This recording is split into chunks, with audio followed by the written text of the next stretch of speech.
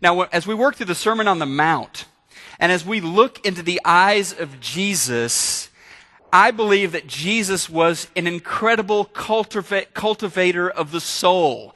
I believe that he was a great spiritual gardener, if you will. And I believe that the life that was going on inside of Jesus, the way that he cultivated this secret, intimate relationship with God, was the source of power for everything else that went on in his life. I believe that the soil of his soul was rich. It was deep. The topsoil was deep. It was fertile. He walked with God in a way that nobody else has, because he had a soul that was cultivated in a way that no one else has ever cultivated their soul. Jesus reveals some important things to us about taking care of our spiritual garden, taking care of our personal relationship with God. And the first thing, you can write this down inside the bulletin this morning, place to write it down. Number one is this: my spiritual garden is a private place. Protect it. If you want to cultivate a garden, if you want to have beautiful fruit and vegetables growing in your garden, you don't have public tours of the garden. You don't have people walking through your garden. You protect your garden. You keep it safe. You keep it sealed off. Number two, my spiritual garden is cultivated through regular habits. I've got to protect it, but I've also got to cultivate it regularly. Spiritual growth is so slow. God, why is my spiritual life taking so long? Why is this journey so slow? And he's saying, be patient. Be patient. Plant, weed, water. Be patient. Third principle that Jesus talks about this morning is that my spiritual garden delights my Father. He sees it. He enjoys it. I mean, it's not perfect, but he loves it. He treasures it. You know, a lot of times we think of prayer as this communication tool.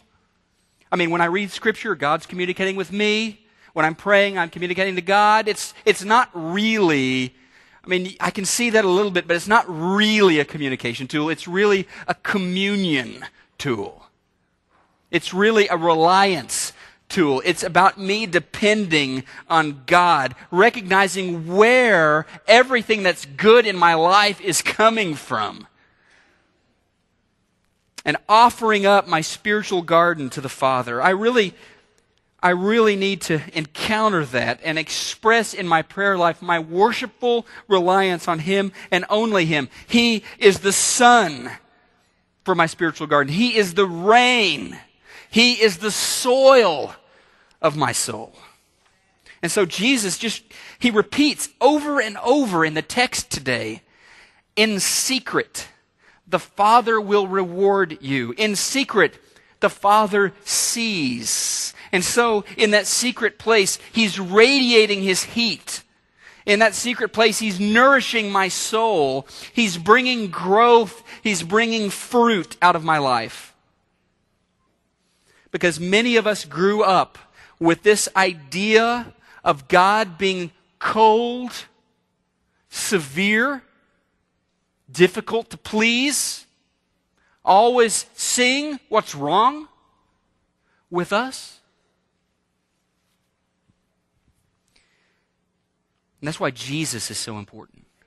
Because He comes as this perfect, in flesh, in living color, this perfect representation of the heart of God. He lets us see that God so loved the world. Think about it, the world full of sin, shame, pain. God so loved the world that He gave His Son.